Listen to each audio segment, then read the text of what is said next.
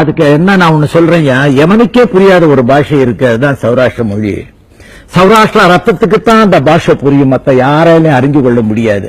அப்ப சில உதாரணம் சொல்றது, சௌராஷ்டிர வார்த்தையை பத்தி ஏன் அவ்வளவு ஒஸ்தியா சொல்றேன்னா, ஒரு வார்த்தையை நான் கேட்கிறேன் உங்களுக்கு, ஒரு காணாதான். இந்த 4 சவுண்ட் சொல்லி நீங்க சொல்லி பாருங்களேன், வேடிக்கையா இருக்காது. காய் காய் घास खाए, சொல்லி பாருங்க. என்ன வார்த்தை சார், ஒண்ணுமே புரியலையே. गाय काय घास खाए.